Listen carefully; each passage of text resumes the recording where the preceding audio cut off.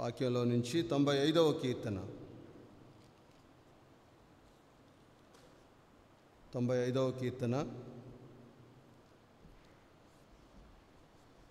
95వ కీర్తన మొదటి 7 వచనాలు మనం మార్చి చదువుకుందాం. 95వ కీర్తన మొదటి 7 వచనాలు మనం మార్చి చదువుకుందాం. మొదటి వచనాన్ని నేను చదువుతున్నాను. రండి, యెహోవాను గూర్చి ఉత్సాహధ్వని చేయుదము, మన రక్షణ దుర్గమును బట్టి సంతోషగానము చేయుదము. ఆయన సన్నిధికి వచ్చేదము, కీర్తనలు పాడుచు ఆయన పేరిట సంతోషగానము చేయుదము. 3వ వచనం, యెహోవా మహాదేవుడు, దేవతలందరిపైన మహాత్యము గల మహారాజు. పర్వత శిఖములు ఆయనవి, సముద్రము ఆయనది, ఆయన దాన్ని కలగజేసెను, ఆయన హస్తములు భూమిని నిర్మించెను.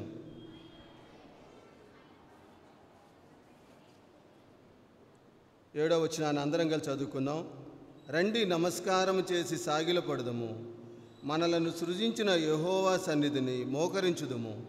నేడు మీరు ఆయన మాటను అంగీకరించిన యెడల ఎంత మేలు. చిన్న ప్రార్థన చేసుకుందాం.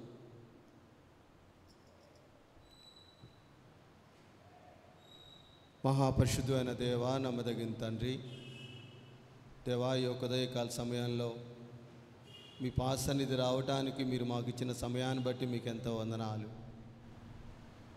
ప్రభా. పాటల ద్వారా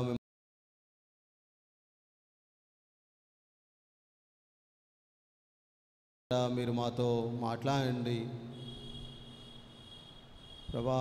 మీరేమై ఉన్నారో, మా జీవితాల్లో మీరు ఏం చేసినారో వాక్యానుసారంగా మేము తెలుసుకొని తండ్రి, హృదయమారా మిమ్మల్ని ఆరాధించేటువంటి గొప్ప భాగ్యాన్ని మా అందరికీ దయచేయమని కోరుకొంచు.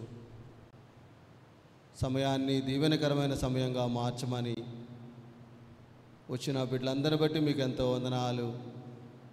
ఇంకా నీ బిడ్డలు ఎవరైతే రావాలో ప్రభా, ఆ బిడ్డల్ని క్షేమకరంగా తీసుకురమ్మనమని మీకే మహిమ ఘనత ప్రభావం చెల్లించుకుంటూ ప్రభు యేసుక్రీస్తు వారి యొక్క నామంలో అడుగుచున్నాను తండ్రి, ఆమేన్.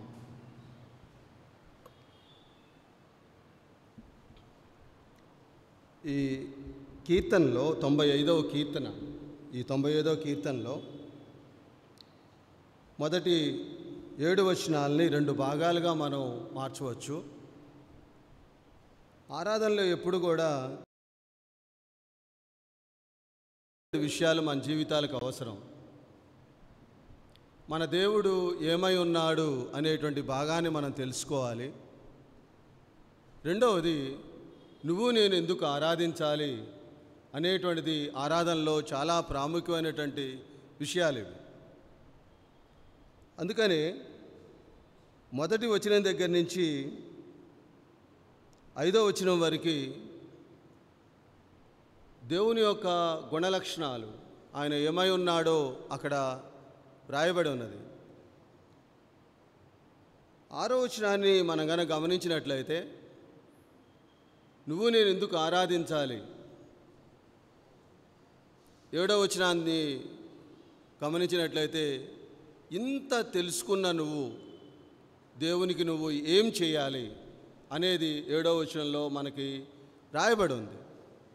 ఈ 3 భాగాలు చాలా ప్రాముఖ్యమైనటువంటి మన యొక్క ఆత్మీయ జీవితంలో దేవుని ఆరాధించే విషయంలో దేవుని గురించినటువంటి ఆ అనుభవ జ్ఞానం మన జీవితంలో లేకపోతే హృదయంలో నుంచి ఆరాధన బయటికి రాదు.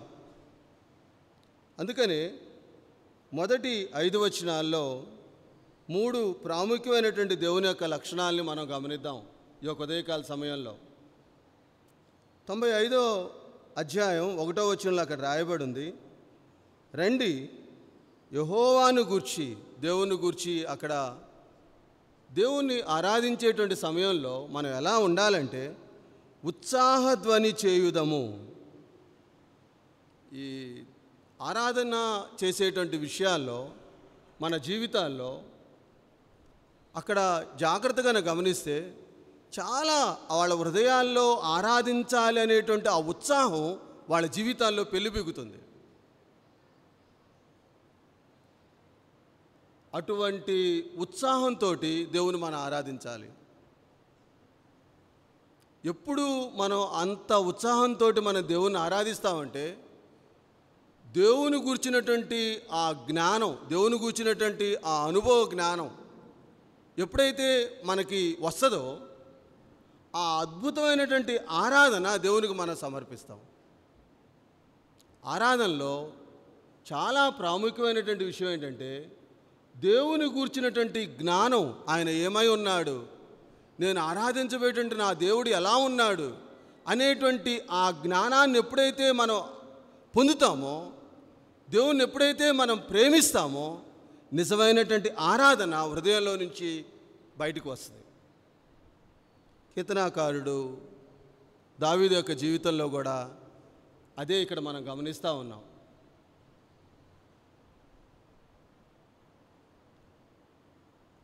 చూడండి, దేవుని యొక్క వాక్య భాగంలో 3వ వచనానికి వద్దాం. చూడండి ముందల, తర్వాత 2వ వచనంలోకి వెళ్దాం. 3వ వచనంలోకి రండి. మొట్టమొదటి మనం గమనించేటువంటి దేవుని గూర్చినటువంటి ఆ గొప్ప లక్షణాల్లో నువ్వు నేను ఆరాధించబోయేటువంటి దేవుడు యెహోవా మన దేవుడు. ఎలాంటి దేవుడు అంటే మహాదేవుడు, అంటే గ్రేట్ గాడ్ అంటారు అన్నమాట, గొప్ప దేవుడు. నీకు ఊహకందనటువంటి ఆ దేవుని యొక్క గొప్పదనాన్ని, అటువంటి గొప్ప దేవుణ్ణి ఈ ఉదయకాల సమయంలో నువ్వు నేను ఆరాధించబోతున్నావు. ఆ దేవుని యొక్క జ్ఞానాన్ని మనం పొందినప్పుడు ఎంతో గొప్ప ఆరాధన మనం చెల్లించగలుగుతాం. ఇక చూడండి, నువ్వు నేను ఆరాధించబోయేటువంటి దేవుడు ఉదయకాల సమయంలో నీతో నాతో మాట్లాడుతూ ఉన్నాడు. ఆయన మహాదేవుడు, గొప్ప దేవుడు, మన దేవుడు. అందుకనే ద్వితీయోపదేశకాండం 10వ అధ్యాయం చూడండి, ఆయన గొప్పతనాన్ని అక్కడ మనం చూస్తాం. ద్వితీయోపదేశకాండం 10వ అధ్యాయం, ద్వితీయోపదేశకాండం 10వ అధ్యాయం 17వ వచనాన్ని జాగ్రత్తగా గమనిస్తే 10వ అధ్యాయం 17వ వచనం, ఏలయనగా నీ దేవుడైన యెహోవా పరమదేవుడును పరమ ప్రభువునై ఉన్నాడు. ఆయనే మహాదేవుడు, పరాక్రమవంతుడు, భయంకరుడైన దేవుడు. నీ దేవుడు, నా దేవుడు అటువంటి గొప్ప లక్షణాలు కలిగినటువంటి దేవుడు. ఈ యొక్క ఉదయకాల సమయంలో ఆ అదృశ్యుడైనటువంటి దేవుణ్ణి నీ ఊహతోటి, నీ జ్ఞానంతో నువ్వు గనక ఆలోచిస్తే అక్కడ రాయబడి ఉంది, పరమదేవుడును పరమ ప్రభువుడై ఉన్నాడు. ఆయనే మహాదేవుడు, పరాక్రమవంతుడు, భయంకరుడైన దేవుడు. ఆ దేవుని నువ్వు నేను ఆరాధించబోతున్నావు. అందుకనే ఇంత గొప్ప దేవుణ్ణి కలిగినటువంటి ఆ ప్రజలు దేవుణ్ణి ఏం చేశారో తెలుసా? నమస్కారం ఉంచి దేవుని సన్నిధిలో ఆరాధించడానికి ప్రయత్నం చేశారు. ఇంకొక వాక్య భాగాన్ని నేను గమనిస్తాను చూడండి, ఇర్మియా గ్రంథం 32వ అధ్యాయం. ఆయన గొప్పతనాన్ని మనం కనుక గమనించినట్లయితే ఇర్మియా గ్రంథం 32వ అధ్యాయం 17వ వచనాన్ని మనం కనుక గమనించినట్లయితే 656వ పేజీ, ఇర్మియా గ్రంథం 32వ అధ్యాయం 17వ వచనం, యెహోవా ప్రభువా సైన్యములకు అధిపతి యెహోవా అను పేరు వహించువాడా, సూర్యుడా, మహాదేవా, నీ అధిక బలము చేతను చాచిన బాహువు చేతను భూమి ఆకాశములను సృజించితివి, నీకు అసాధ్యమైనది ఏదీ లేదు. అటువంటి గొప్ప దేవుణ్ణి, ఊహకందనటువంటి ఆ అదృశ్యమైనటువంటి లక్షణాన్ని కలిగినటువంటి ఆ దేవుణ్ణి ఆరాధించడానికి మనం నోటితో ఆరాధించడానికి ప్రారంభించబోతున్నాం మనం. అందుకనే అక్కడ రాయబడి ఉంది, నా దేవుడు మహాదేవుడు, నా దేవుడు గొప్ప దేవుడు అని చెప్పి వాళ్ళు ఎలా ఆరాధిస్తూ ఉన్నారు తెలుసా? మొదటి వచనంలో యెహోవాను గూర్చి తెలుసుకొని ఎలా ఆరాధిస్తున్నారంటే మొదటి వచనం రాయ ఉత్సాహధ్వని చేయుచు. ఎప్పుడైతే ఆయన యొక్క గొప్పతనాన్ని, ఆయన యొక్క లక్షణాలు మనం తెలుసుకుంటామో, ఒక విశ్వాసం నుంచి మొట్టమొదటిసారిగా రావాల్సింది ఏంటంటే సంతోషం, ఉత్సాహం. దేవా, నా దేవా, ఇంత గొప్ప దేవుడు ఆ ప్రభా, నాకున్నావు ప్రభా. అలా ఆరాధించారు, అలా ఆరాధించాడు భక్తులు. ఏంటంటే దావీదు, నా ఆరాధన కూడా దేవుడు అలా కోరుకున్నాడు ఈ యొక్క ఉదయకాల సమయంలో. రెండో భాగాన్ని చూడండి. మూడవ వచనంలోనే 95వ కీర్తన 3వ వచనంలో రెండో భాగంలోకి వచ్చిన తర్వాత, దేవతలందరికి పైన మహాత్యము గల మహారాజు, గ్రేట్ కింగ్, మహారాజు మన దేవుడు, మహాదేవుడు, మహారాజు. ఎటువంటి మహారాజు అంటే అప్పుడున్నటువంటి కాలాల్లో ఎంతోమంది దేవతల్ని, కోటాను కలిగినటువంటి దేవతల్ని వాళ్ళు ఆరాధిస్తూ ఉండేవాళ్ళు. ఒకసారి దావీదు అన్నాడు, వారందరికంటే నా దేవుడు అద్వితీయుడు, దేవతలందరిపైన మహాత్యం కలిగినటువంటి, మహిమా స్వరూపి కలిగినటువంటి మహారాజు నా దేవుడు. ద్వితీయుడు కానటువంటి దేవుడు మన దేవుడు, అద్వితీయుడు మన దేవుడు. అందుకనే 96వ అధ్యాయం 4వ వచనం చూడండి ఒకసారి. 96వ అధ్యాయం 4వ వచనం చూడండి. యెహోవా మహాత్యము గలవాడు, ఆయన అధిక స్తోత్రం పొందదగినవాడు, సమస్త దేవతల కంటేను ఆయన పూజనీయుడు. అప్పటి రోజుల్లో బహుదేవతారాధన ఉండేది. నా జీవితంలో కూడా, ఈ కాలంలో కూడా అదే మనం చూస్తూ ఉన్నాం. మనం వారందరి మీద మహారాజు మన దేవుడు, ఈ సుప్రీం ఆఫ్ గాడ్ అన్నమాట. దేవుడు అంత గొప్ప దేవుడు మన దేవుడు. ఇంకా 96వ అధ్యాయం 5వ వచనంకి వచ్చిన తర్వాత అక్కడ రాయబడి ఉంది, జనముల దేవతలందరూ వట్టి విగ్రహములే, యెహోవా ఆకాశ విశాలమును సృజించినవాడు. నిజంగా ఆ కంపారిజన్ చేసుకుంటే నోరుండి మాట్లాడలేరు, కనులుండి చూడలేవు, తర్వాత వినబడినా కూడా చెవులుండి వినలేనటువంటి పరిస్థితి ఉంది. కానీ నీ దేవుడు అటువంటి దేవుడు కాదు, సజీవుడు ఆయన. ఆయన ఎంత గొప్ప దేవుడు అంటే దేవతలందరి మీద గొప్ప దేవుడు నీ దేవుడు. అందుకనే 97వ కీర్తన 9వ వచనం చూడండి. 97వ కీర్తన 9వ వచనం, ఎలయనగా యెహోవా భూలోకమంతటి పైగా నువ్వు మహోన్నతుడివై ఉన్నావు, సమస్త దేవతలకు పైగా నువ్వు అత్యధికమైన ఔన్నత్యం పొంది ఉన్నావు. నీ దేవుని గూర్చినటువంటి జ్ఞానం ప్రతి ఆరాధించేటువంటి బిడ్డకి ఆ జ్ఞానం మన జీవితంలోకి రావాలి. అప్పుడు మాత్రమే ఎంతో గొప్ప ఆరాధన దేవునికి మనం సమర్పించగలుగుతాం. 2 విషయాలు మనం చూచాం. ఒకటి, నువ్వు నేను ఆరాధించబోయేటువంటి దేవుడు మహాదేవుడు మన దేవుడు. రెండవది, దేవతలందరిపైన మహారాజు మన దేవుడు. 3వ భాగంలోకి చూద్దాం. చూడండి 3వ భాగం 4వ వచనానికి రండి. 95వ అధ్యాయం 4వ వచనం, భూమి ఆగాధ స్థలములు ఆయన చేతిలోనున్నవి, పర్వత శిఖరములు ఆయనవే. అసలు ఈ వాక్య భాగాన్ని ఆలోచిస్తూ ఉంటే ఒక్కసారి భూమి ఆగాధ స్థలములు, భూమి లోపల నువ్వు ఎంత లోతుగా వెళ్ళి నువ్వు చూడాలనుకుంటున్నావో ఆ అగాధ స్థలాలన్నీ కూడా ఆయనవే. మళ్ళా కంటిన్యూషన్ చేస్తున్నాడు అక్కడ, పర్వత శిఖరములు ఆయనవే. నువ్వు భూమి మీద నుంచి పైకి చూసినప్పుడు నీ కనుచూపు మేర ఎంతవరకు అయితే ఉంటుందో ఆ పర్వత శిఖరాలన్నీ కూడా ఆయనయే. దీని గురించి ఆలోచిస్తూ ఉన్నప్పుడు వర్టికల్ డొమైన్, ఆ పైనుంచి క్రిందకు గనక ఒక లైన్ గనక గీస్తే ఆ వర్టికల్ డొమైన్ అంతా కూడా నీ దేవుడు చేసిందే. సృష్టికర్త అయినటువంటి దేవుడు. ఈ యొక్క ప్రపంచంలో నువ్వు కనులెత్తి పైకి చూసినా, కనులు దించుకొని లోపలికి వెళ్ళినా కూడా అంత నిర్మాణకుడు ఆ గొప్ప దేవుడు, అంత గొప్ప సృష్టికర్త మన దేవుడు. భక్తుడు ఏంటంటే దావీదు దేవుణ్ణి ఎంత గొప్పగా ఆరాధిస్తున్నాడో చూడండి. ఆయన యొక్క సార్వభౌమాధికారం, ఆయన అద్భుతమైనటువంటి లక్షణాలు మనం గమనిస్తూ ఉన్నట్టయితే, ప్రభా నువ్వు ఇంత గొప్ప దేవుడు ప్రభా. అంత మాత్రమే కాదు, 4వ వచనంలోకి రండి. 5వ వచనంలో, సముద్రము ఆయనది, ఆయన దాన్ని కలుగజేసెను, ఆయన హస్తములు భూమిని నిర్మించెను. వర్టికల్ డొమైన్ గురించి మాట్లాడుతూ, సముద్రం ఎక్కడ ఉంటుంది నీకు?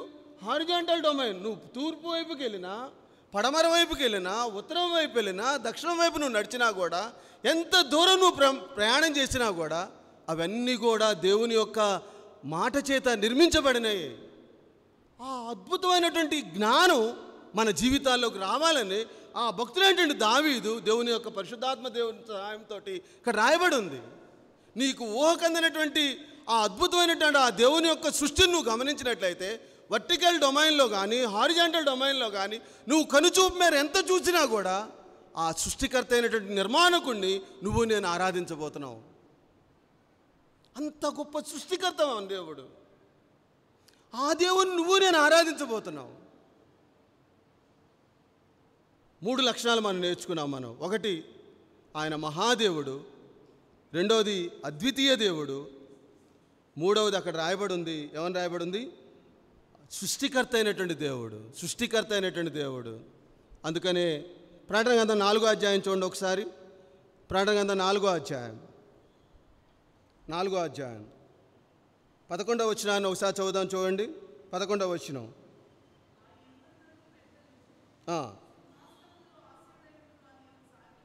సాగిలపడి నమస్కారము చేయుచు, ప్రభువా మా దేవా, నువ్వు సమస్తమును సృష్టించితివి, నీ చిత్తమును బట్టి అవి ఉండెను, దానిని బట్టియే సృజించబడెను, కనుక నీవే ఘనతా ప్రభావములు పొందనర్హుడు అని చెప్పుచు తమ కిరీటములను ఆయన సింహాసనం ఎదుట వేసిరి. నువ్వు నేను ఆరాధించబోయేటువంటి దేవుడు అంత గొప్ప దేవుడు, సృష్టికర్త అయినటువంటి దేవుడు మన దేవుడు. ఆ దేవుని నువ్వు నేను ఆరాధిస్తున్నావు. చూడండి, ఈ మొదటి 3, 4, 5 వచనాల్లో దేవుని యొక్క గొప్ప లక్షణాలు అక్కడ రాయబడి ఉన్నాయి. అయితే మానవ జీవితంలో అంత గొప్ప దేవుడు, అంత మహాదేవుడు, అంత అద్వితీయుడైనటువంటి గొప్ప దేవుడు మహారాజు, ఈ సృష్టిని సృష్టించినటువంటి ఆ గొప్ప దేవుడు, అంత అద్భుతాలు కలిగినటువంటి గొప్ప దేవుడు నా జీవితంలో ఏం చేసినాడు, నా జీవితంలో ఏం చేసినాడు అని గమనించినట్లయితే, తల్లి గర్భంలో పిండం కాకమునిపే, ఈ యొక్క జగత్తుకు పునాది వేయబడక మునిపే ఆ గొప్ప దేవుడు ఏం చేశాడో తెలుసా? చూడండి, దేవుని యొక్క వాక్య భాగంలో 6వ వచనంలో రాయబడి ఉంది, ఆయన మన దేవుడు. ఇటువంటి గొప్ప దేవుడు ఆ దావీదు యొక్క వ్యక్తిగత జీవితంలో ఎలా అయిపోయాడంటే పర్సనల్ గాడ్ అయిపోయాడు. నా దేవుడు, అంత గొప్ప దేవుడు, నా దేవుడు నాకేం చేశాడు తెలుసా? అక్కడ రాయబడి చూడండి 6వ వచనంలో, మనము ఆయన పాలించు ప్రజలము. ఎవరికెందుకు వెళ్ళాం మనం? ఆయన పాలనలోకి, ఆయన అధికారం కిందకి. అంత మాత్రమే కాదు, ఆయన మేపు గొర్రెలము. ఆయన మనకి ఒక గొప్ప కాపరిగా అయిపోయాడు. అంత గొప్ప దేవుడు ఏం చేసినాడు నా దేవుడు అనంటే, ఆయన ప్రజలమయ్యాం, ఆయన కాపరిగా ఉన్నాడు మన జీవితాలకి.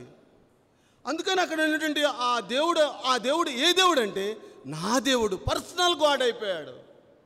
ఎలా అయ్యాడు ఆ పర్సనల్ గాడ్? ఎలా ఆయన ప్రజలమయ్యాం? ఎలా మనకు ఆ కాపరిగా అయ్యామంటే, దేవుని యొక్క వాక్య భాగాలను చూడండి. మొదటి వచనానికి రండి. ఇప్పుడు మొదటి వచనంలో 2వ భాగంలోకి రండి. మన రక్షణ దుర్గమును బట్టి సంతోషగానము చేయుదము. ఎలా అయ్యాడు మన కాపరి? ఎలా ఆయన ప్రజలుగా అయ్యాం? ఎలా ఆయన మనకి ఆ వ్యక్తిగత దేవుడుగా మనకు ఎలా అయ్యామంటే, దేవుడిచ్చినటువంటి గొప్ప రక్షణను బట్టి ఆయన మనకి దేవుడయ్యాడు. గొప్ప దేవుడు. ఆయన పాలించు ప్రజలమైపోయాం. ఆయన మనకి ఎంత గొప్ప రక్షణ తెలుసా? రక్షణ దుర్గము. దుర్గం అంటే ఏంటి తెలుసా? కొండ. కాపాడే దేవుడు, ఆదరించే దేవుడు, ఎంతో భద్రతనిచ్చే దేవుడు ఆ దేవుడు. రక్షణ ద్వారా అంత గొప్ప అనుభూతిలోకి ఆ దేవుడు నీకు నాకు దయచేశాడు. ఆ రక్షణ దుర్గమును బట్టి వ్యక్తిగత జీవితంలో ఆయన నీకు దేవుడయ్యాడు.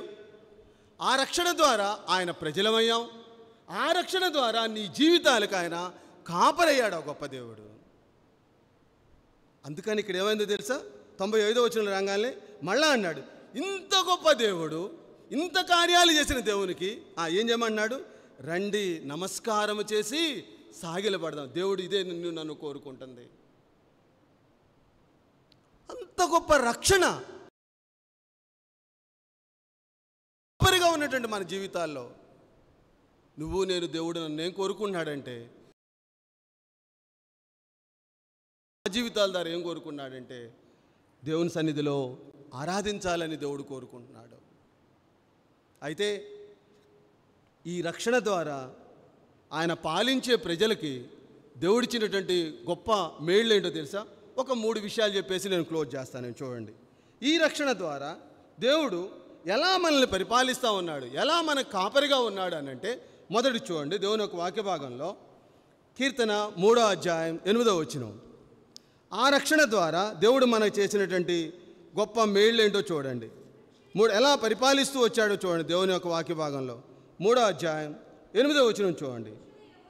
రక్షణ యెహోవాది, నీ ప్రజల మీదకి నీ ఆశీర్వాదము వచ్చునుగాక.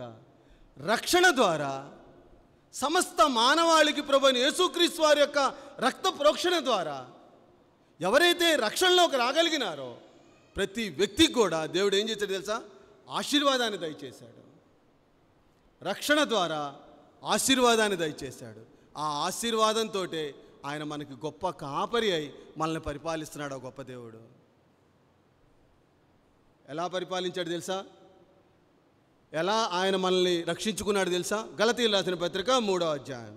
ఎటువంటి ఆశీర్వాదం ఇచ్చాడు తెలుసా? చూడండి దేవుని యొక్క వాక్య భాగంలో గలతీయులకు రాసిన పత్రిక 3వ అధ్యాయం. గలతీయులకు రాసిన పత్రిక 3వ అధ్యాయం. మన యొక్క స్థితిని దేవుడు జ్ఞాపకం చేస్తా ఉన్నాడు. ప్రభువైన యేసుక్రీస్తు వారి యొక్క ఆ రక్త ప్రోక్షణ ద్వారా నా జీవితాలు ఎలా మార్చబడినాయంటే, ఎటువంటి ఆశీర్వాదంలోకి మనం నడిపించాడంటే, గలతీయులకు రాసిన పత్రిక 3వ అధ్యాయం 13వ వచనం చూడండి. నేను చదువుతున్నా. నేను ఆత్మను గూర్చిన జ్ఞానము విశ్వాసం వల్ల మనకు లభించినట్లు అబ్రహాము పొందిన ఆశీర్వచనము యేసుక్రీస్తు ద్వారా అన్యజనులకు కలుగుటకై. ఎవరు మనం? అన్యజనాంగం. తృణీకరించబడ్డాం, ఈ లోకంలో వెలివేయబడ్డాం. ఎవరు కూడా మనల్ని దగ్గరికి చేర్చుకోవాలా, శాపగ్రస్తమైనటువంటి జీవితాన్ని జీవిస్తూ ఉన్నాం. అబ్రహాంకి దేవుడు ఎటువంటి ఆశీర్వాదాన్ని అయితే ఇచ్చాడో, అన్యజనాంగమైనటువంటి మనల్ని యేసుక్రీస్తు ద్వారా, ప్రభువైన యేసుక్రీస్తు యొక్క రక్షణ ద్వారా ఆయన ఏం దయచేశాడంటే, శాపము నుండి క్రీస్తు మన కోసము శాపమై మనలను ధర్మశాస్త్రము యొక్క శాపము నుండి విమోచించెను. గొప్ప ఆశీర్వాదం. శాపగ్రస్తులైనటువంటి మనల్ని ఎంతో అక్కడ రాయబడి చూడండి. ఫుట్ నోట్లో మన కోసము శాపమై అంటే అర్థం ఏంటంటే, అక్కడ ఫుట్ నోట్లో రాయబడింది శాపగ్రాహి అయి. ఎంత వేదన, అంత శిక్షను మనం అనుభవించాల్సినటువంటి మనల్ని ఆ దేవుడు ఆయన యొక్క రక్త ప్రోక్షణ ద్వారా, దేవుడిచ్చినటువంటి రక్షణ ద్వారా శాపగ్రస్తులైనటువంటి మనల్ని దేవుని యొక్క గొప్ప ఆశీర్వాదంలోకి నడిపించారు. ఎలాగూ రక్షణ ద్వారా గొప్ప ఆశీర్వాదంలోకి దేవుడు నడిపించాడు. ఎందుకు నేను దేవుణ్ణి ఆరాధించాలంటే, నీకు ఇచ్చినటువంటి రక్షణ ద్వారా, దేవుడిచ్చినటువంటి ఆశీర్వాదాన్ని బట్టి దేవుడు నువ్వు నేను ఆరాధించగలగాలి. అంత మాత్రమే కాదు. రెండో భాగంలోకి వెళ్దాం. కీర్తన 9వ అధ్యాయం. కీర్తన 9వ అధ్యాయం 13వ వచనం. రక్షణ ద్వారా మన జీవితాల్లోకి ఒక నిమిషం. కీర్తన 21వ అధ్యాయం. కీర్తన 21వ అధ్యాయం 21వ అధ్యాయం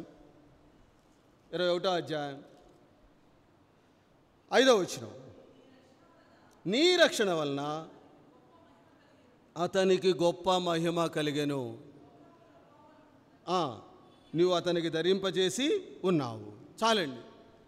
రక్షణ ద్వారా దేవుడిచ్చినటువంటి గొప్ప ఆశీర్వాదం ఇంకొక మేలు ఏంటంటే, నీ రక్షణ వలన అతనికి గొప్ప మహిమ కలిగెను. దీని గురించి ఆలోచిస్తే దేవుని యొక్క వాక్య భాగంలో రోమీయులకు రాసిన పత్రిక 3వ అధ్యాయం 23వ వచనం లేదు ఉంది. ఏ భేదం లేదు, అందరూ పాపము చేసి దేవుడు అనుగ్రహించే మహిమను కోల్పోయారని చెప్పి రాయబడి ఉంది. మనకి ఎవరి ద్వారా వచ్చింది? రక్షణ ద్వారా ఆ మహిమని ఆ రక్షణ ద్వారా గొప్ప మహిమని సమస్త మానవాళికి, ప్రతి మనిషి కూడా ఆ దేవుడు దయచేశాడు. ఆ గొప్ప దేవుడు రక్షణ ద్వారా దేవుని యొక్క మహిమలోకి నడిపించాడు. ఆ గొప్ప దేవుడు రక్షణ ద్వారా దేవుని యొక్క ఆశీర్వాదంలోకి నడిపించాడు. ఆ గొప్ప దేవుడు. అందుకనే ఆయన పాలించే ప్రజలం మనం. అందుకనే ఆయన మనకి గొప్ప కాపరి. ఆ గొప్ప దేవుడు గొప్ప కాపరిగా ఉంటూ ఆయన మహిమలో నడిపిస్తూ ఉన్నాడు. గొప్ప కాపరిగా ఉంటూ ఆయన ఆశీర్వాదంలో మనల్ని నడిపిస్తూ ఉన్నాడు. అందుకనే ఆయన పాలించు ప్రజలము. ఎంత గొప్ప ధన్యత, ఎంత గొప్ప ఆశీర్వాదం మన జీవితాల్లో. అంత మాత్రమే కాదు, మూడో చూడండి, తిమోతి రాసిన రెండో పత్రిక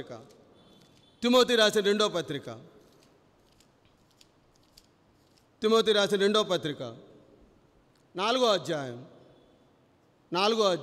ఈ రక్షణ ద్వారా దేవుడు మన దయచేసినటువంటి ఇంకొక మేలు చూడండి. 4వ అధ్యాయం 18వ వచనం. ప్రభువు ప్రతి దుష్కార్యము నుండి నన్ను తప్పించి తన పరలోక రాజ్యమునకు చేరునట్లు నన్ను రక్షించును. నీ రక్షణ ద్వారా దేవుడు ఏం చేశాడు తెలుసా? నీలో నాలో ఉన్నటువంటి ప్రతి దుష్కార్యాన్ని ఆయన పరిపాలన కిందకు వచ్చినప్పుడు, ఆయన కాపరిగా ఉన్నప్పుడు, ఆ రక్షణ ద్వారా ప్రతి దుష్కార్యాన్ని రోజు వెంబడి రోజు మనల్ని తుడిచివేస్తూ ఆయన ఏం చేశాడు తెలుసా? పరలోక రాజ్యానికి వారసులుగా చేశాడు ఆ గొప్ప దేవుడు. పరలోక రాజ్యానికి చేరేటట్టుగా గొప్ప ధన్యత దేవుడు నీకు నాకు దయచేశారు. ఎటువంటి వారు అండి మనం? అన్యజనాంగమైనటువంటి మనం, తృణీకరించబడినటువంటి మనం ఆ రక్షణ యొక్క ఔన్నత్యం ద్వారా ఆ పరలోక రాజ్యం వెళ్ళేటువంటి, ఆ పరలోక రాజ్యంలో నిత్య యుగ యుగాలు కూడా జీవించేటువంటి గొప్ప ధన్యత ఆ దేవుడు నీకు నాకు దయచేశాడు. అందుకనే ఆయన మేపు ప్రజలము, ఆయన గొప్ప కాపరి మన దేవుడు. ఎవరి ద్వారా వచ్చింది? రక్షణ ద్వారా వచ్చింది. అది ఏ దేవుడికి జ్ఞాపకం చేసుకున్నాడు? మహాదేవుడికి జ్ఞాపకం చేసుకున్నాడు. ఏ దేవుడు ఆయన? అద్వితీయుడైనటువంటి దేవుడు. ఏ దేవుడు ఆయన? సృష్టికర్త అయినటువంటి దేవుడు. ఆ గొప్ప దేవుడు. ఏ పాటి వారం మనం?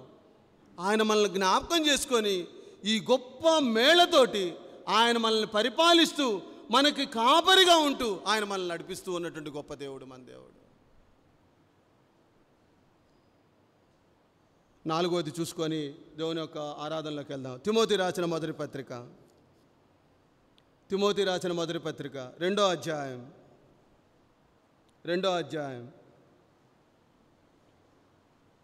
4వ వచనం చదవండి. ఆయన మనుష్యులందరూ రక్షణ పొంది సత్యమును గూర్చిన అనుభవ జ్ఞానము గలవారై ఉండవల్లని ఇచ్చేయించుకొంచున్నాడు. 4వది అద్భుతమైనటువంటి విషయం ఏంటో తెలుసా? రక్షణ ద్వారా సత్యమును గూర్చినటువంటి అనుభవ జ్ఞానంతో వారం వెంబడి వారం దేవుడు తన వాక్యం ద్వారా మనతో మాట్లాడుతూ మన హృదయాన్ని తెప్పరిల్ల చేస్తూ ఆ ప్రభు యొక్క ఆ శరీరానికి సాదృశ్యంగా ఉన్నటువంటి ఆ రొట్టె ద్రాక్షారసంలో ఆయన చేయి వేసి ఆత్మీయంగా దేవుని యొక్క అనుభవ జ్ఞానంతో మనం పెరిగేటట్లుగా రక్షణ ద్వారా దేవుడు మనకు దయచేశాడు.